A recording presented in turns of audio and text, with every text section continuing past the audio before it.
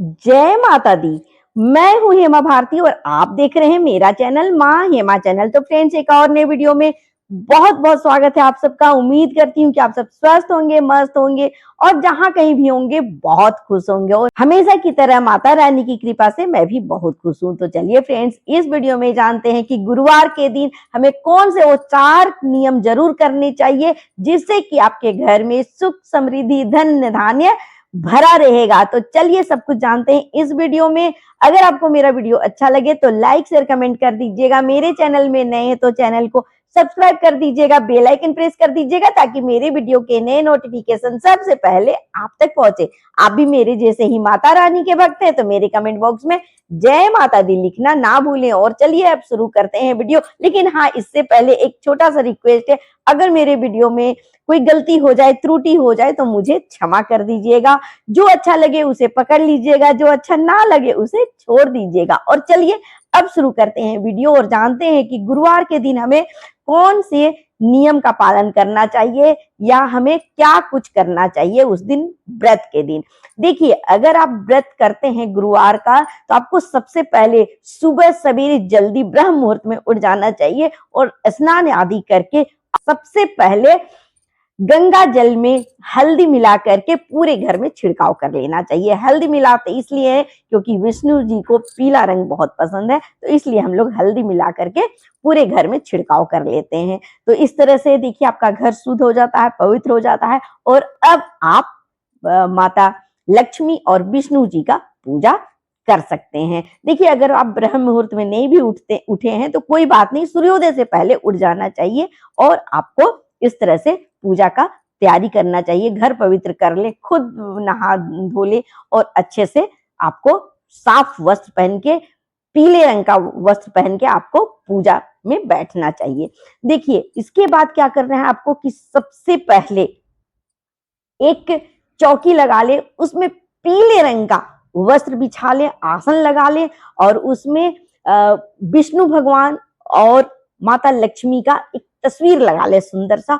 और उसे मंडप से, मतलब केला के पत्तों से उनका मंडप बनाए और उसमें तस्वीर लगा करके और बहुत अच्छे से सजा धजा करके एक मंडप तैयार करके, एक चौकी तैयार करके और वहां पर आप आसन लगा करके बैठ जाएं।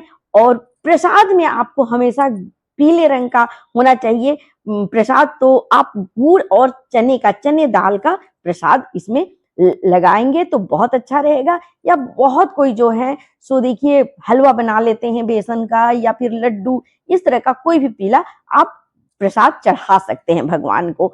और आप पूजा करने के लिए आपको पीले रंग का पुष्प चढ़ाना है, पीले रंग का हल्दी चढ़ाएं, चंदन लगाएं भगवान विष्णु को और इस तरह से आप पूजा करें, आरती जरूर करें। और देखिए, अगर आप चौकी लगा करके घर में पूजा करते हैं तस्वीर बैठा करके तो बहुत अच्छा है।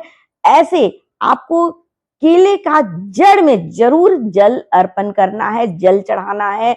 जड़ में उनके केला का पेड़ जो है उनका, उसके जड़ में आपको जल चढ़ाना है और चना और गुड़ का भी प्रसाद आपको चढ़ाना है। हो सके तो आप देखिए केला के पेड़ के नीचे भी पूजा कर सकते हैं। अगर हो सकता है तो वहां पर आप एक दिन पहले ही साफ सुथरा कर लें, लीप बहार लें और फिर वहां पर भी आप पूजा कर सकते हैं। अगर व्यवस्था नहीं हो सकता है तो आप घर में भी पूजा कर ले, लेकिन जाकर के केला के पेड़ के नीचे जरूर जल चढ़ाएं और प्रसाद चढ़ाएं। ये हो गया। याद रहे कि आपको बृहस्पतिवार के दिन, गुरुवार के दिन घर में झाड़ू पोछा नहीं करना है, सर्फ और साबुन का उपयोग नहीं करना है, कपड़े वगैरह आपको नहीं धोना है। एक दिन कपड़ा नहीं धोएंगे तो कोई दिक्कत नहीं होगा। ऐसे झाड़ू पोछा भी नहीं लगाना है, एक दिन में कुछ नहीं होता है। तो मतलब कि कहने का मतलब है कि उस दिन साफ सफाई नहीं करना है, नहीं तो माता लक्ष्मी रुष्ट हो जाती हैं, विष्णु देव जो है नाराज हो जाते हैं। तो एक दिन ये सब चीज का उपयोग नहीं करना है, हमें झाड़ू पोछा नहीं लगाना है, वस्त्र नहीं धोना है। और इस तरह से उस दिन आपको सिर्फ फास्ट करके पूजा करना है। देखिए, बहुत कोई फास्ट नहीं रखते हैं, व्रत नहीं रखते हैं, तो कोई बात नहीं। आप अगर व्रत नहीं भी रखे हैं तो बिना व्रत किए भी आप इन नियमों का पालन कर सकते हैं। और आप पीले रंग का वस्त्र पहने और पूजा आदि करके आप फिर अपना व्रत तोड़ सकते हैं। और जो लोग व्रत किए हैं उन्हें देखिए एक टाइम खा सकते हैं, एक टाइम शाम के समय में आप आरती वगैरह करने के बाद खा सकते हैं, लेकिन आपको मीठा ही चीज खाना है या फिर आपको पीले रंग का ही कोई भी चीज आपको पीला रंग का ही खाना है। उस दिन ध्यान रखें कि केले का आपको सेवन नहीं करना है। केला उस दिन नहीं, प्रसाद आप चढ़ा सकते हैं लेकिन आपको खाना नहीं है केला, क्योंकि उस दिन केला का पेड़ का पूजा होता है, इसलिए हमें केला खाने से बचना है। और ऐसे आप पीले रंग का कुछ भी आप खा सकते हैं, आम का जैसा सीजन है वैसा फल आप ले सकते हैं, या बेसन का आप लड्डू या हलवा बना करके खा सकते हैं। इस तरह से आप मीठा चीज या फ्रूट, दूध वगैरह, शरबत आप ले सकते हैं। एक टाइम ही खाएं तो अच्छा है, अगर नहीं होता है तो आप 2 समय भी खा सकते हैं। और इस तरह से आप अपना व्रत रखें। इससे भगवान विष्णु और माता लक्ष्मी बहुत प्रसन्न होती हैं। तो कोशिश करें कि व्रत आप करें या ना करें, इन नियमों का पालन करें गुरुवार के दिन। तो देखिए आपके घर में हमेशा सुख समृद्धि, एकदम धन धान्य भरा रहेगा, बरकत होती रहेगा। आपके घर में कलह वगैरह नहीं होगा, लड़ाई झगड़ा से आप बचेंगे, घर में प्रेम बना रहेगा। एक बार देखिए मैं इसमें एक स्टोरी भी बता दे रही हूँ कि एक बार एक मतलब परिवार था, तो वहां पर माता लक्ष्मी वास करती थी, बहुत अच्छे से रहती थी। और माता लक्ष्मी तो ऐसे ही चंचल होती हैं, तो उनका जब वहां पर स्थान हो गया, वो तो चंचल है, वो इधर उधर जाएंगी, तो अपने जो मालिक थे उनसे कहती हैं लक्ष्मी माता कि अब मेरा यहाँ पर समय हो गया है, अब मैं आपके घर से विदा लेना चाहती हूँ, मैं जाना चाहती हूँ यहाँ से, लेकिन आपके घर से मैं चली जाऊंगी तो फिर आपको बहुत मतलब लॉस हो सकता है, नुकसान हो सकता है। तो इसके लिए मैं आपसे आपको इसके बदले में कुछ देना चाहती हूँ। आपको जो भी इच्छा हो आप हमसे मांग सकते हैं वरदान, मैं वो चीज आपको दे के चली जाऊंगी, तो आपको कोई भी कष्ट परेशानी नहीं होगा। लेकिन मेरा स्वभाव है चंचल, इसलिए मैं अब आपके घर से जाना चाहती हूँ, तो मुझे आज्ञा दे। और कोई भी 3 वरदान आप मांग सकते हैं, जो आपकी इच्छा मांग सकते हैं। तो वो व्यक्ति जो था अपनी बहुओं को बोला कि माता लक्ष्मी अब यहाँ से जा रही हैं, उनका स्वभाव तो चंचल है, वो एक जगह टिकती नहीं है, उनका तो एक यहाँ से वहां, वहां से यहाँ, उनका तो यही विचरण करने का है। तो वो जा रही है हमारे घर से, तो कुछ तुम लोगों को चाहिए तो मांग लो। 3 चीजें माता लक्ष्मी बोली हैं कि तुम लोग वरदान के रूप में मांग सकते हो। तो उनकी जो छोटी बहू थी वो बोली कि पिताजी, माता लक्ष्मी को बोलिए कि वो जाएं, खुशी से जाएं, लेकिन हमें ये 3 वरदान दे दें कि हमारे घर में हमेशा प्रेम बना रहे, हमेशा साधु संत का आना जाना लगा रहे, मतलब अच्छे लोगों का, ब्राह्मण लोगों का, अच्छे लोगों का, अच्छे विचार वाले लोगों का आना जाना लगा रहे, और हमारे घर में हमेशा राधे श्याम सीताराम होता रहे।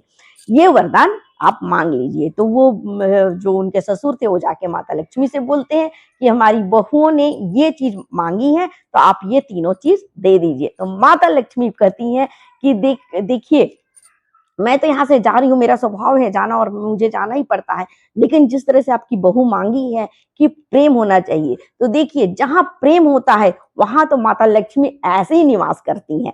फिर हो गया जहां पर साधु संत मतलब आते जाते रहे, तो जहां साधु संत आते हैं, अच्छे लोग रहते हैं, वहां भी माता लक्ष्मी रहती है, निवास करती हैं, वहां से वो कभी जा ही नहीं सकती हैं।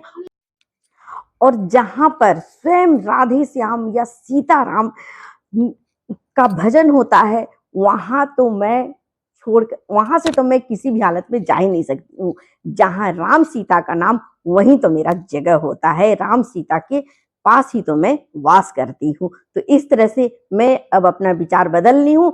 आपके घर से मैं अब कभी नहीं जाऊंगी, जब तक आपके घर में प्रेम बना रहेगा, साधु संत का आना जाना लगा रहेगा और सीताराम का भजन होते रहेगा, मैं आपके घर में ही वास करूंगी। तो कहने का मतलब ये है फ्रेंड्स कि देखिए, अगर आप इस तरह से प्रेम से, प्यार से मिलजुल करके घर में रहते हैं और अच्छे कर्म करते हैं, अच्छे से रहते हैं, तो हमेशा आपके घर में लक्ष्मी बनी ही रहेगी, विष्णु जी हमेशा खुश रहते हैं। और जहां पर भजन कीर्तन होता है, पूजा पाठ होता है, अच्छे विचार होते हैं, अच्छे लोग होते हैं, वहां पर हमेशा सुख समृद्धि और धन्य धान्य बना ही रहता है। तो गुरुवार के दिन जरूर से करें इस तरह से व्रत और इन नियमों का पालन करें, ताकि आपका घर भी सुखी संपन्न बना रहे, आप भी बरकत करते रहें, आपके घर में भी हमेशा विष्णु और लक्ष्मी निवास करते रहें। इसी के साथ मैं अपना वीडियो अंत करती हूँ। अगले वीडियो में नए विषय के साथ फिर मिलती हूँ। तब तक के लिए मुझे आज्ञा दीजिए। जय माता दी।